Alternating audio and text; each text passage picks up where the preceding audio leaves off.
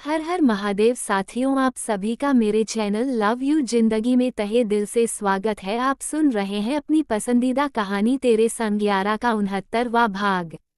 सुबह जब मेरी नींद खुली तो मेरे हस्बैंड मेरे साथ थे। वह पूरी तरह से कहीं जाने के लिए तैयार थे। उन्होंने मुझे जगाया और कहा कि यह कमरा उनका नहीं है। कल रात को मेरी तबीयत खराब हो गई थी, इस कारण उन्हें यहाँ रुकना पड़ा। हमें जितनी जल्दी हो सके यहाँ से निकलना होगा।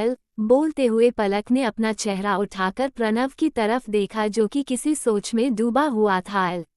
पर मैं सच कह रही हूँ, मुझे नहीं पता था कि वो कमरा आपका है या फिर किसी और का।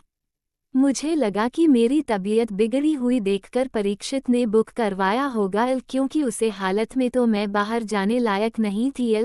प्रणव को इस तरह से गंभीर सोच में डूबे हुए देखकर पलक में तेजी से अपनी पोजीशन क्लियर करते हुए सफाई दी। प्रणव ने पलकें उठाते हुए पलक के चेहरे की तरफ देखा। नहीं, ऐसा कुछ नहीं है। शांत हो जोल, मैं कुछ और ही सोच रहा हूँ। लगता है कि वह उसे वक्त कमरे में तब आया होगा जब मैं कुछ देर के लिए नीचे रिसेप्शन पर एक आईएसडी कॉल सुनने के लिए गया था, और मुझे अपने दोस्तों से भी कुछ पता करना था। प्रणव सोचते हुए बोल रहा था। इसमें मुश्किल से 10 से 15 मिनट का टाइम लगा होगा, और जब मैं वापस लौटकर आया तो तुम कमरे में नहीं थी।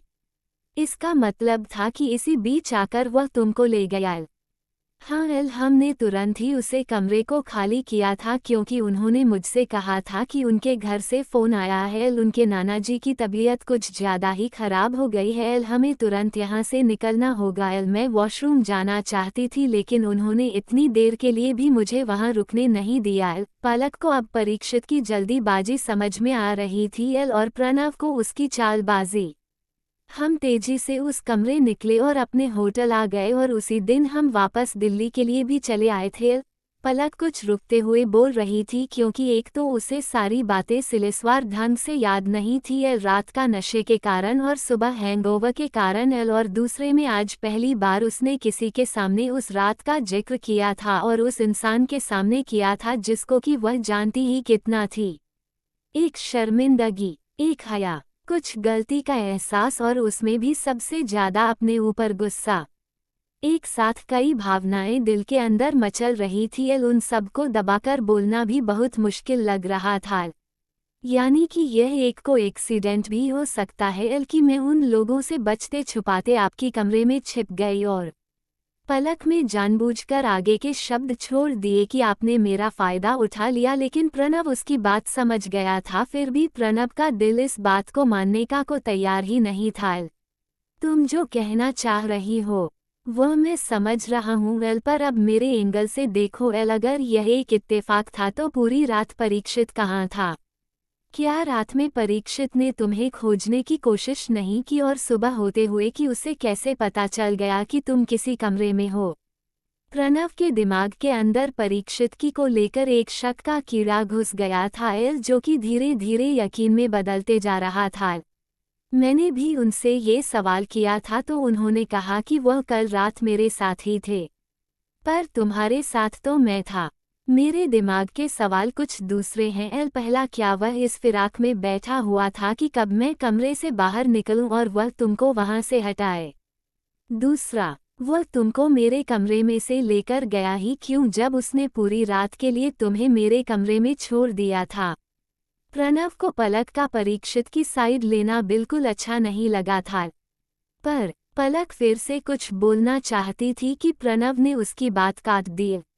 और वह इतना भी सदा और मासूम नहीं है जितना कि तुम उसको समझ रही हो। तुम्हारी हालत देखकर उसको साफ समझ में आ गया होगा कि तुम्हारे साथ क्या हुआ है। और अगर वह सुबह याद ना हो, मेरी बात पर भरोसा ना हो, तो ये देख लो। प्रणव ने तेजी से अपनी बात कहते हुए उसने तुरंत अपना फ़ोन निकाल और गैलरी में से एक तस्वीर ओपन करके पलक के सामने रख दी। दुनिया जहां की फिक्र से आज़ाद होकर पलक एक चादर में लिपटी हुई बिस्तर पर सो रही थी। उसके चेहरे पर सुकून और मुस्कुराहट थी, लेकिन इस तस्वीर को देखकर अभी पलक के चेहरे का रंग उड़ गया था। इस समय वो इस तस्वीर का मतलब समझ रही थी। ये तस्वीर उस समय की थी जब प्रणव रिसेप्शन पर फ़ोन सुनने जाने से इससे पहले ली थी। क्या कोई भी पति अपनी पत्नी को इस हालत में पाकर शांति से उसे वहां से उठाकर चुपचाप लेकर चला जाएगा या फिर उसी समय सवाल करेगा? अगर पत्नी पर भरोसा हो तो पत्नी से नहीं पूछेगा लेकिन उसे पूरे होटल में तमाशा मचा देगा। ये कोई छोटी बात नहीं है। आई होप कि तुम मेरी बात समझ रही हो। प्रणव की आंखें गुस्से से लाल हो रही थी। इस बार पलक भी कुछ नहीं बोली क्योंकि प्रणव के सवाल सही थे। इसी से तो मिलते जुलते सवाल पलक के भी थे लेकिन जवाब दोनों में से किसी के पास नहीं था। क्या इन सब चीज़ों के पीछे परीक्षित ही था या फिर परीक्षित खुद उसे रात किसी फ्रॉड का शिकार हो गया था? कुल मिलजुल कर जवाब तो सारे परीक्षित के पास ही थे। अब केवल परीक्षित के इंडिया आने का इंतजार था और वह इंतजार अब खत्म होने वाला था। हर वह लम्हा सवाल बनकर रह गया जो कि मेरी पूरी जिंदगी का जवाब था। क्या सच में अब सारे सवालों के जवाब मिल जाएंगे? उम्मीद तो इसी की है। कहानी अब अपने महत्वपूर्ण पड़ाव पर आ चुकी थी। अब आगे क्या होगा जानने के लिए बने रहे अगले भाग तक। तब तक के लिए खुश रहे, स्वस्थ रहे, मस्त रहे और वीडियो को लाइक, चैनल को सब्सक्राइब करना मत भूलिएगा। यही यूट्यूब पर मिलते हैं अगले भाग के साथ। हर हर महादेव।